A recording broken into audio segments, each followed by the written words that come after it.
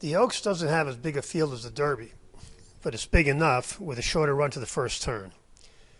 Many of these have similar stalking styles, so there's going to be significant ground loss, and with several close in ability, post position and riders will be major factors. Avas Grace didn't show much as a 2-year-old. She improved quite a bit this year and has early speed that could help, but she would need to improve quite a bit to be competitive, and there's no reason to think she will.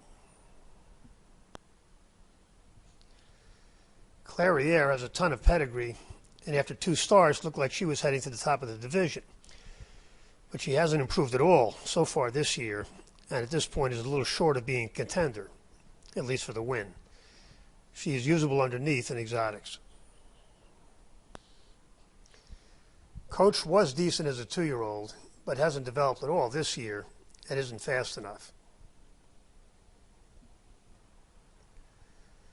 Competitive Speed ran a new top in January, and it took her 3 starts to get back to that level.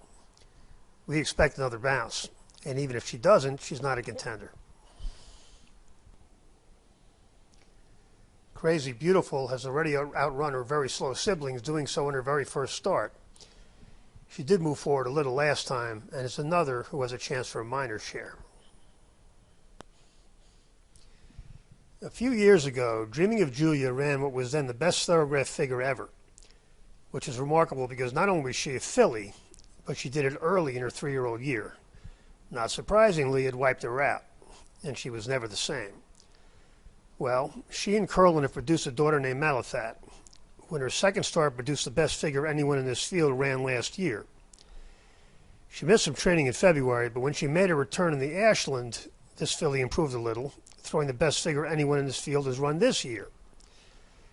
There's nothing wrong with this pattern, every reason to think she'll be better off this year than last, and is capable of running a big number. We think Malathat is coming up to the race of her young life. Maracuja jumped way forward when stretched out last time. That is par for the course with Honor Code, whose runners averaged 3 points faster going long. But it's still a big new top, and a bounce is more likely than the forward move she would need. Foie is the 3rd Curlin filly in the Oaks, and she ran a good one to get close to Malathat in the Demoiselle. Her first try after shipping to Gulfstream was a stinker, but she quickly returned to her top last time. Mott's Barn has been going very well, and though this filly is a little slow going in, the pattern is screaming new top. We expect this filly to be a player at Saratoga. Moraz worked her way down to a new top, 2 back, but bounced badly last time. The best we can see her doing is getting back to her top, if that, and that's not good enough. One thing Thoro-Graph gives you that nobody else does is a figure snapshot of the dam and siblings. In the case of Pass the Champagne, none of them did anything at 2, but 3 of them got to a whole lot better with age. This filly jumped forward last time in her first try around 2 turns. She could bounce, but is lightly raced and doesn't have to. And a repeat of that last one would make her very relevant here. Regardless of what she does now, she's one to watch.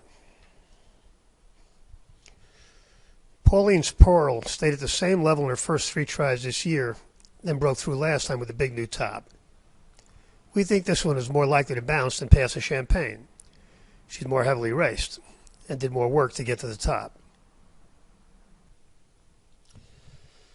Both the dam and sibling of search results were early developers who ran well at 2. This filly didn't start at all last year, but paired up strong figures in route tries in her last 2. Between the figures, the pattern, and Chad Brown, this filly is almost sure to run well. And this Irad guy seems to have a clue. Travel Column has a nice developmental pattern.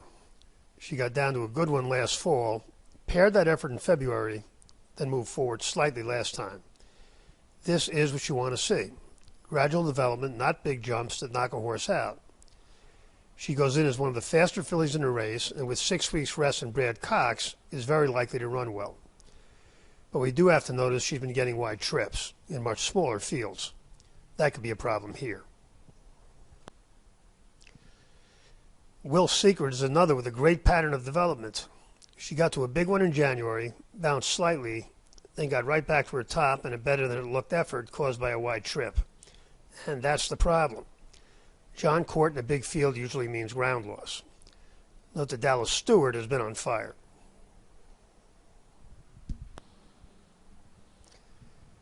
Well, the draw made the Oaks a messy handicapping proposition. Will Secret's search results of Foie were definitely compromised. The big winners were Clarice, Travel Column, and Pass Champagne, who was very likely to get to the rail before the first turn under Castellano. She may bounce and she may not, but if she pairs up her last, she's a very big player here at a price. The big and obvious question concerns Malafat. We think it's very likely she will run the best race, earn the best figure, and if she had drawn inside, she would be a clear pick for us.